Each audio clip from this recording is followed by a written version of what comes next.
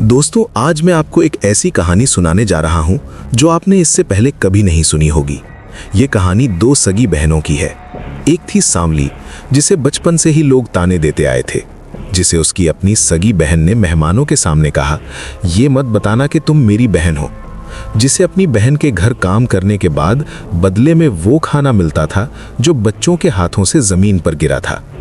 और एक थी गोरी, जिसे सब खूबसूरत कहते थे, जिसकी हर ख्वाहिश पूरी होती थी, लेकिन जिसका दिल पत्थर से भी सख्त था। और इस कहानी में एक तोता भी है, एक ऐसा तोता जिसने जो देखा वो सब जाकर बता दिया। और उस दिन से दोनों बहनों की जिंदगी पलट गई। ये वाकया सुनकर आपकी आंखें नम हो जाएंगी, दिल कांप उठेगा और शायद आप अल्लाह के सामने हाथ उठाने पर मजबूर हो जाएंगे। तो शुरू करते हैं। एक बहुत खूबसूरत और साफ सुथरी बस्ती थी। वहां के लोग सादे दिल के थे, मेहनती थे। हर कोई अपनी मेहनत से कमाता था और हलाल की रोजी खाकर अल्लाह का शुक्र अदा करता था। न कोई फरेब, न कोई लालच, बस सादा जीवन और मजबूत रिश्ते। उसी बस्ती के एक कच्चे मगर साफ सुथरे घर में एक बूढ़ी औरत रहती थी। उम्र ने उसके हाथों पर झुर्रियां डाल दी थी, मगर उसका दिल बहुत नेक और सादा था। उस बूढ़ी माँ का नाम था खालिदा। उसकी दो बेटियां थीं, दोनों जवान। खालिदा ने जिंदगी में बहुत दुख देखे थे, मगर उसने कभी किसी के आगे हाथ नहीं फैलाया। लोगों के कपड़े सिलाई करके उसने अपनी दोनों बेटियों को पाला था। दिन रात मेहनत की, सुई और धागे से अपनी बेटियों की तकदीर सींची। वो अक्सर कहती, बेटियों, मेहनत की कमाई में बरकत होती है और इज्जत के साथ जीना ही असल दौलत है। बड़ी बेटी का नाम था साबरा। रंग सांवला था, चेहरे पर सादगी थी, आंखों में सब्र और बर्दाश्त। उसका नाम साबरा इसलिए रखा गया था क्योंकि वो वाकई सब्र की तस्वीर थी। छोटी बेटी को जैसे कुदरत ने खास फुर्सत से बनाया हो। रंग गोरा, चेहरा चांद सा, आंखों में चमक और मुस्कुराहट में ऐसी कशिश कि जो एक बार देख ले दोबारा देखने को दिल करे। उसका नाम था हिना। साबरा और हिना दोनों एक ही माँ की बेटियां, एक ही घर में पली थीं, मगर कुदरत ने इन दोनों की फितरत, सोच और मिजाज बिल्कुल अलग अलग रखे थे। एक में सब्र था, खामोशी थी, बर्दाश्त थी। दूसरी में नाज था, गुरूर था, अपनी खूबसूरती पर घमंड था। साबरा का रंग बचपन से ही बहुत सांवला था, इतना सांवला कि बस्ती के लोग उसे उसके नाम से कम और उसके रंग से ज्यादा पहचानते थे। कोई काली कहकर हंसता, कोई ताना देता, मगर साबरा ने कभी किसी को जवाब नहीं दिया। वो बस खामोशी से हर ताना, हर तकलीफ अपने दिल में समेट लेती। घर के सारे काम साबरा ही संभालती थी। जब माँ सिलाई कर रही होती, साबरा उसके पास बैठकर मदद करती।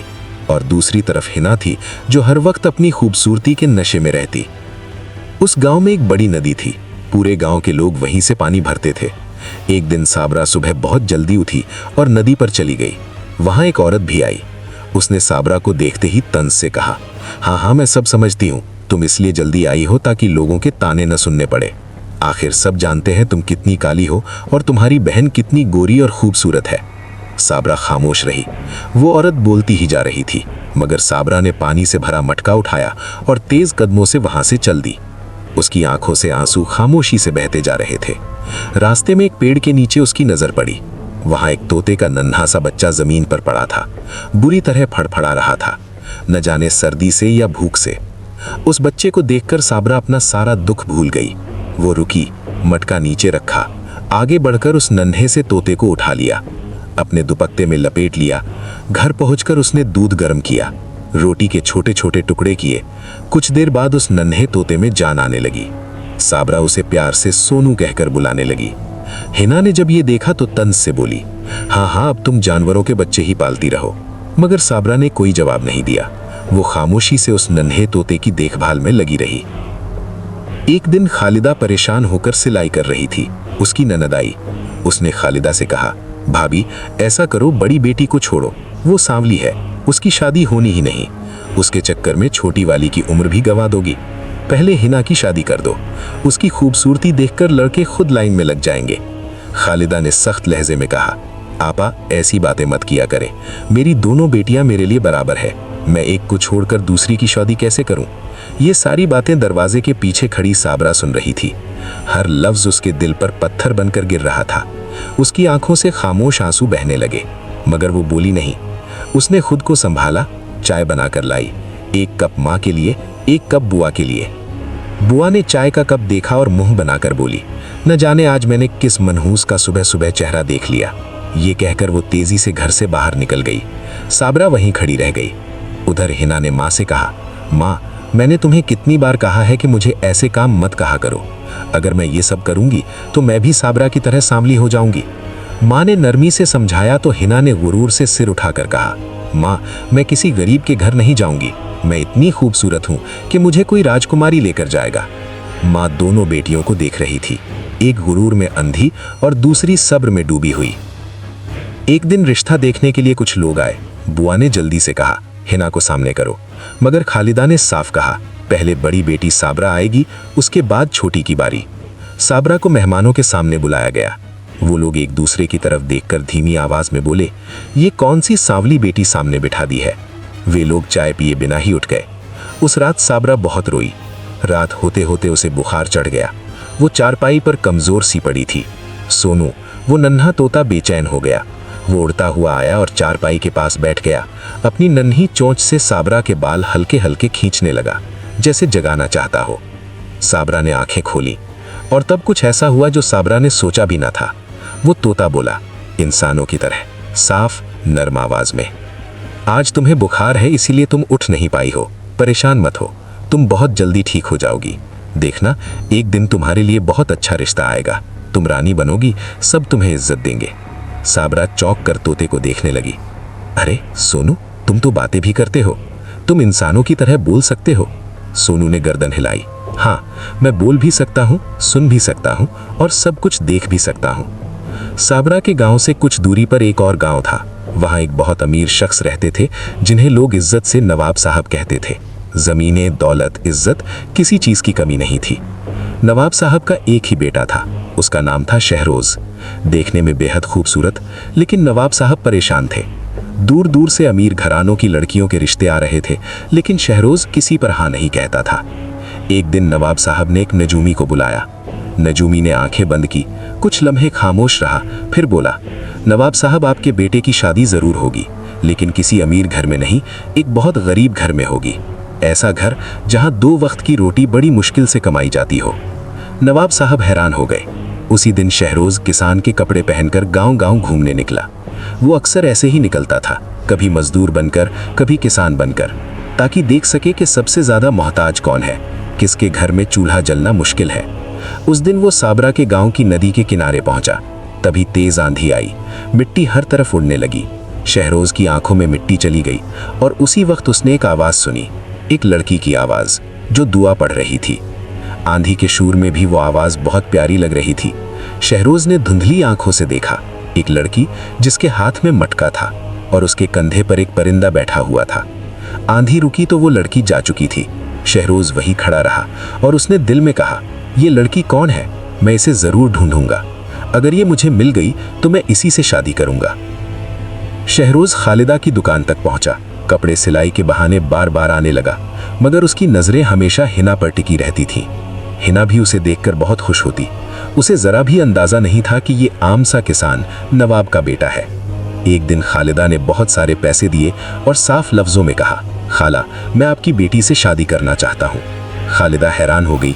शहरोज ने बताया कि वो नवाब साहब का बेटा है और उसने बताया कि उस दिन नदी पर उसने एक लड़की की दुआ की आवाज सुनी थी, जिसके कंधे पर एक परिंदा बैठा हुआ था। खालिदा दिल ही दिल में बहुत खुश हो गई। उसे लगा शहरोज उसकी बड़ी बेटी साबरा की ही बात कर रहा है, लेकिन ये सारी बातें पीछे खड़ी हिना सुन रही थी। हिना के दिल में हसद की आग भड़क उठी।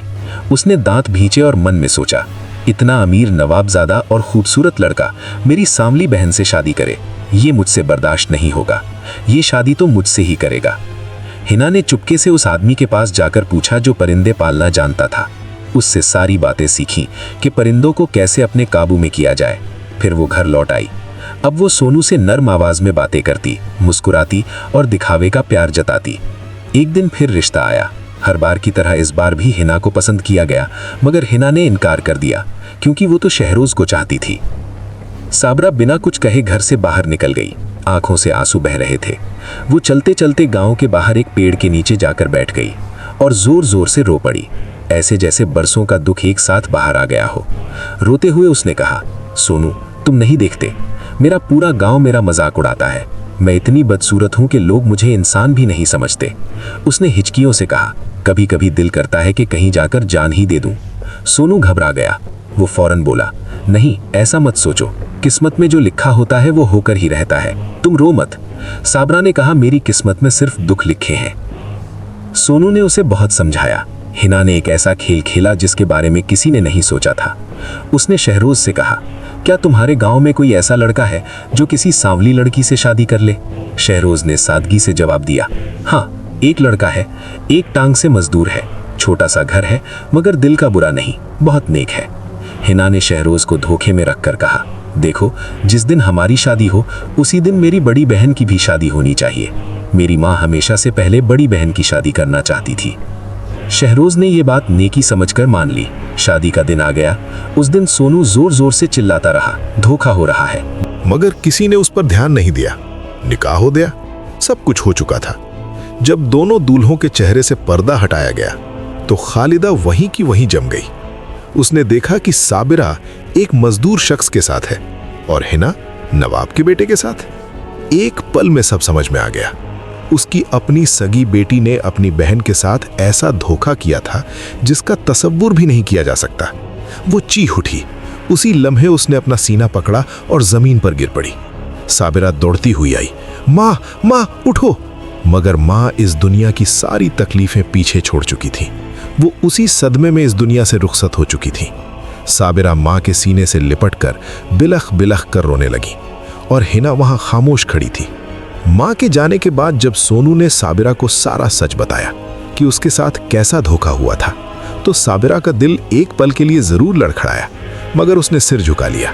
चलो, कोई बात नहीं, मेरी किस्मत में जो लिखा था वो मुझे मिल गया। उसने किसी से कोई शिकवा नहीं किया। हिना नवाब के आलीशान घर में चली गई। सोने के जेवर, रेशम के कपड़े, खादिमाओं की कतार। और साबिरा एक छोटे से कच्चे घर में अपने मजदूर शौहर रशीद के साथ रहने लगे। मगर साबिरा मेहनती थी। वो अपने शौहर का हर काम में साथ देती, हर दुख को अपना दुख समझती और हर हाल में शुक्र अदा करती। रशीद अक्सर कहता, मैं अल्लाह का लाख लाख शुक्र करता हूं कि मुझे ऐसी बीवी मिली। सोनू भी उसी घर में था। रशीद मुस्कुराकर कहता, साबिरा, कभी कभी लगता है ये तोता कोई आम तोता नहीं, ये तो हर बात पहले ही जान लेता है। साबिरा हंस देती। एक दिन जंगल में फूल तोड़ते वक्त एक सांप ने रशीद को डस लिया। सोनू ने फौरन जोर जोर से चिल्लाकर साबिरा को बुलाया। साबिरा दौड़ती हुई आई, गांव के हकीम को बुलाया, दवाइयां लगवाईं। जहर तो उतर गया, मगर रशीद अब ठीक से चल नहीं पाता था। ज्यादातर चारपाई पर लेटा रहने लगा। अब साबिरा खुद फूल बेचकर घर का गुजर बसर करने लगी। साल गुजरते गए। उनका एक बेटा था जो अब 6 साल का था, मगर गरीबी कम होने के बजाय और बढ़ती गई। जिस बाग से फूल मिलते थे वो बाग भी खत्म हो गया। अब एक वक्त की रोटी भी मुश्किल से मिलती थी। रशीद ने एक दिन कहा, साबिरा, नवाब साहब बहुत नेक दिल है, अगर तुम उनके पास मदद मांगने जाओगी तो वे जरूर करेंगे, और शहरोज तो तुम्हारी बहन का शौहर है। साबिरा ने फौरन कहा, नहीं, मैं अपनी बहन के आगे कभी हाथ नहीं फैलाऊंगी, भूख बर्दाश्त कर लूंगी। शौहर ने नरमी से समझाया, तुम भीख नहीं मांगोगी, बस मेहनत मांगोगी। आखिरकार अपने बेटे के चेहरे को देखकर साबिरा ने फैसला किया। वो दिल पर पत्थर रखकर अपनी बहन हिना के पास गई। हिना आज भी उतनी ही खूबसूरत थी, मगर उसके अंदर लालच और कंजूसी और भी बढ़ चुकी थी। वो जितनी बाहर से अमीर थी उतनी ही अंदर से गरीब। शहरोज ने साबिरा को काम पर रख लिया। साबिरा हर रोज सुबह नमाज पढ़ती, घर के सारे काम खत्म करती और फिर शहरोज की हवेली में काम करने जाती। एक दिन उसे थोड़ी देर हो गई तो हिना ने तेज लहजे में कहा, आज फिर देर कर दी तुमने। साबिरा ने सिर झुकाकर कहा, माफ करना छोटी बहन, मेरा बेटा पूरी रात पेट दर्द से रोता रहा, पास दवा के पैसे नहीं थे। हिना ने कोई जवाब नहीं दिया। साबिरा ने पूरे घर की सफाई की, बर्तन धोए, खाना बनाया। जब काम खत्म हुआ तो हिना ने एक थैली उसके हाथ में थमाई। आपा, ये टूटे फूटे चावल ले जाओ, मेरे घर में ऐसे चावल नहीं बनते, ये तुम सब आराम से खा लोगे। साबिरा खामोशी से चावल लेकर चल दी। आंखों में आंसू थे, मगर होंठ बिल्कुल चुप थे। एक दिन हिना के घर बड़ी दावत थी। सारे गांव को बुलाया गया था। साबिरा को सुबह सवेरे बुलाया गया, उसके बेटे को नहीं बुलाया। साबिरा का मासूम बेटा बोला, अम्मा, जब इतने मेहमान आ रहे हैं तो मासी ने मुझे भी जरूर बुलाया होगा ना। साबिरा का दिल टूट गया। उसने कहा, बेटा तुम बाबा के पास रहो, अगर हम सब चले गए तो उनकी तबीयत और खराब हो सकती है। बेटा मान गया, फिर मुस्कुराकर बोला, अम्मा मौसी के घर मिठाइयाँ बनी होंगी ना, मेरे लिए भी ले आना। साबिरा के आंखों में आंसू आ गए। उसने बेटे को गले लगाया और कहा, हाँ बेटा जरूर लाऊंगी। हवेली में दावत जोरों पर थी, हर तरफ लजीज पकवान, मिठाइयों की खुशबू, लेकिन साबिरा एक कोने में खड़ी सब कुछ देख रही थी, भूख से निढाल। मेहमानों के बच्चे खाना खाते हुए जमीन पर गिरा रहे थे। हिना ने कहा, आपा ये खाना जमा कर लो, खाना जाया नहीं होना चाहिए। साबिरा ने सिर झुकाकर जमीन पर गिरे हुए निवाले जमा करने शुरू किए। दावत खत्म हुई। जब साबिरा जाने लगी तो हिना ने एक पोटली उसके हाथ में दी। आपा इसमें वही खाना है जो बच्चों से नीचे गिरा था, और मिठाइयों का जो चूरा था वो भी इसी में है, घर ले जाओ। साबिरा ने कोई जवाब नहीं दिया, खामोशी से पोटली पकड़ी और चल दी। उसका दिल खून के आंसू रो रहा था। रास्ते में सोनू उड़ता हुआ उसके पास आया और धीरे से बोला, ये मत करो साबिरा, इतनी जिल्लत मत सहो, चलो सब छोड़कर घर चलते हैं। साबिरा ने रोते हुए कहा, अगर मैं घर चली गई तो मेरा बेटा भूखा रह जाएगा। मैं खुद भूख बर्दाश्त कर लूंगी, मगर अपने शौहर और बच्चे को भूख में नहीं देख सकती। ये सुनकर सोनू एक पल खामोश रहा, फिर वो वहां से अचानक उड़ गया। कहाँ गया? वो सीधे उस जंगल की तरफ गया जहां एक पुरानी सी झोपड़ी थी, और उस झोपड़ी में एक नेक बुजुर्ग इबादत में मशगूल रहते थे। सोनू अक्सर उन बुजुर्ग के पास आता जाता था। आज भी वो उड़कर उनके पास जा बैठा और अपनी बोलती हुई आवाज में सारा हाल कह सुनाया। उसने बताया कि किस तरह साबिरा को जलील किया जा रहा है। बुजुर्ग खामोशी से सुनते रहे, आंखें बंद थीं, चेहरा गंभीर था। साबिरा थकी हुई, दिल से टूटी हुई, हाथ में वो पोटली लिए उसी रास्ते से गुजर रही थी। तभी बुजुर्ग की आवाज आई, बेटी अगर तुम्हारे पास कुछ खाने को हो तो मुझे कुछ खिला दो, मैं भूखा हूं। साबिरा के कदम रुक गए और फिर वो वहीं बैठ गई और जोर जोर से रोने लगी। बुजुर्ग ने नरमी से पूछा, बेटी क्या हुआ? साबिरा हिचकियों के दरमियान बोली, बाबा मैं उस जिल्लत की वजह से रो रही हूं जो रोज सहती हूं। इस पोटली में खाने के लायक कुछ भी नहीं, ये वो खाना है जो लोग जानवरों के आगे फेंक देते हैं। उसने अपनी सारी दास्तान सुना दी। बुजुर्ग की आंखें भी नम हो गईं। उन्होंने कहा, बेटी जो जुल्म तुम पर हुआ है वो दुश्मन भी दुश्मन पर नहीं करता। तुमने सब्र की इंतहा कर दी है, अब इंसाफ का वक्त करीब है। फिर उन्होंने कहा, ये पोटली अपने साथ ले जाओ। बुजुर्ग ने आंखें बंद की, होठों पर कुछ पढ़ा, पोटली पर हाथ रखा और दुआ की। साबिरा ने खामोशी से पोटली उठाई, आंसू साफ किए और घर की तरफ चल दी। जब साबिरा घर पहुंची तो उसका मासूम बेटा बाहर ही उसका इंतजार कर रहा था। अम्मा क्या तुम मेरे लिए मिठाई लेकर आई हो? जल्दी से पोटली खोलो ना। साबिरा बिना कुछ कहे दूसरे कमरे में चली गई, आंसू छुपाने के लिए। इधर बच्चे ने जैसे ही पोटली खोली वो ठगा सा रह गया। उसमें तरह तरह की रंग बिरंगी मिठाइयां सजी थीं, ताज़ा और लजीज पकवान सजे हुए थे। बच्चा खुशी से उछल पड़ा, तालियां बजाते हुए बोला, अम्मा मौसी ने आज बहुत मज़े की चीज़ें दी हैं। साबिरा पीछे मुड़ी, उसकी आंखें हैरत से फट गईं। मगर इससे भी ज़्यादा हैरान करने वाला मंजर अंदर वाले कमरे में था। रशीद जो कई दिनों से चारपाई से उठ भी नहीं पा रहा था, आज खुद उठकर बैठा हुआ था। और सोनू वो पूरे कमरे में उड़ रहा था। जहां बैठता, जहां अपनी चोंच रखता, वहां सोने के सिक्के और जवाहरात जमा हो जाते। जब पर झाड़ता तो उसके परों के नीचे से सोने की अशरफियां जमीन पर गिरने लगती। साबिरा कांपती हुई आवाज में बोली, ये सब क्या है? ये कैसे हुआ? सोनू ने खुशी से फड़फड़ा कर कहा, ये सब उन बुजुर्ग की दुआ की बदौलत हुआ है जिनके सामने तुम रास्ते में रो रही थी। उन्होंने तुम्हारा सब्र देखा, अल्लाह से तुम्हारे लिए दुआ की और अल्लाह ने सुन ली। उस दिन से उनकी जिंदगी में सब कुछ बदल गया। जो परिवार कल तक भूख, जिल्लत और गरीबी के साए में जी रहा था, आज उसकी जिंदगी खुशियों से भर गई। साबिरा और रशीद ने उसी गांव में एक खूबसूरत घर खरीद लिया। रशीद बिल्कुल तंदुरुस्त हो गया। उसने खेत खरीदे, मेहनत से हलाल रोजी कमाने लगा। उनका बेटा एक अच्छे स्कूल में दाखिल हो गया। साबिरा की ज़बान पर हर वक्त एक ही जुमला रहता, ए अल्लाह तेरा शुक्र है। और सोनू खुशी से कहता, देखा साबिरा, सब्र का फल हमेशा मीठा होता है। उधर हिना को जब पता चला कि साबिरा रातों रात अमीर हो गई है तो उसके पैरों तले जमीन निकल गई। वो गुस्से में साबिरा के घर पहुंची। साबिरा ने उसे बिठाया। हिना ने जलन छुपाते हुए पूछा, बहन ऐसा कौन सा जादू हो गया कि तुम्हारी जिंदगी बदल गई? साबिरा ने नरमी से कहा, बहन, ये कोई जादू नहीं, ये अल्लाह का करम है। मैंने तो बस सब्र किया, शुक्र किया और अपने रब पर भरोसा रखा। जब इंसान सब दरवाजे बंद देखता है तब अल्लाह आसमान से रास्ता खोल देता है। हिना के दिल में हसद की आग भड़क उठी। उसने अपने शौहर को सारी बात बताई। शौहर ने समझाया, पागल औरत, इतना लालच अच्छा नहीं, हमारे पास पहले ही सब कुछ है, अल्लाह के दिए पर शुक्र करो। मगर हिना कहाँ सुनने वाली थी। वो साबिरा के घर दोबारा गई, झूठे आंसू बहाए, कहा कि बहुत मुसीबत में हूं, घर में काम दे दो। साबिरा का दिल पसीज गया। उसने कहा, मेरी सगी बहन है, तुझे काम करने की क्या जरूरत, बता क्या चाहिए। मगर हिना भी जिद की कि उसे काम चाहिए और काम के बदले में बासी और खराब खाना चाहिए। साबिरा ने हैरानी से पूछा तो हिना बोली, वही दे जो तू मुझे दिया करती थी। साबिरा समझ गई मगर उसने कुछ नहीं कहा। सोनू ये सब देख रहा था। एक दिन हिना बासी खाने की पोटली लेकर सीधे उस जंगल की तरफ चली गई जहां नेक बुजुर्ग बैठकर इबादत करते थे। वहां पहुंचकर उसने रोना धोना शुरू किया और खुद को मजलूम बताया कि उसकी बहन उसे बासी और गिरा हुआ खाना देती है। सोनू वहां भी पहुंच गया था। वो सच बोलने के लिए उसकी तरफ लपका मगर बुजुर्ग ने हाथ उठाकर उसे रोक दिया। बुजुर्ग ने गहरी नजर से हिना को देखा और सख्त लहजे में कहा, तू अपनी ही बहन पर झूठ का इल्जाम लगा रही है। तू लालच में अंधी हो चुकी है।